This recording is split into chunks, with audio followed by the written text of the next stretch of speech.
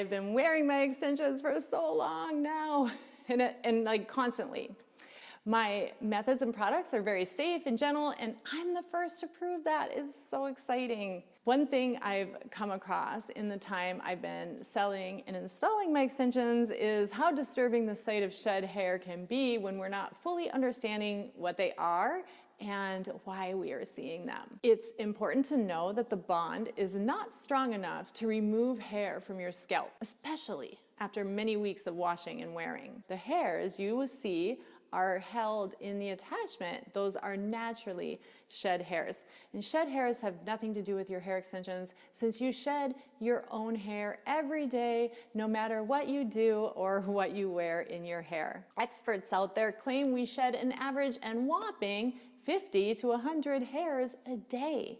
But unlike in daily life without extensions, while wearing and removing the hair extensions, you may for the first time see your shed hairs all together. And this at first can be very disturbing. So shed hairs are not an excuse to disclaim hair loss or damage from applying hair extensions though, and I do hope to show you how to identify, understand, and monitor your shed hairs. Shed hair is hair that is growing from your head and they're let go by your follicles. It's a completely natural process, the same as sloughing off dead skin cells. And as with your skin, you produce new hair to replace those that you shed, depending on your age, health, and other considering factors. Soft bond strands do not add to or take away from the natural process. The natural hair has been shed at the root, leaves a small hard bead at the tip of the natural hair. That's how you identify a naturally shed hair. Your natural hair continues to shed while you're wearing the bonded strand by strand hair extensions, but they remain caught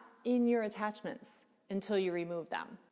So these shed hairs may not be as visibly noticeable when removing your extensions after a few weeks, but become quite noticeable after many, many months of wear. There are a lot of shed hairs in there. And after wearing thick, voluminous hair extensions for many months, you automatically feel your hair is thinner once the extensions are removed. Add to this the sight of a massive shed hairs, and it adds to this perception. Having a solid measurement beforehand, photos of the natural hair prior to installing extensions, wearing hair extensions, you'll have the tools to know what's really going on. Since many reports of hair loss that are associated with hair extensions, you really want to take pictures and compare them to your hair upon removal of the extensions, 3, 4, 5, 6 months later.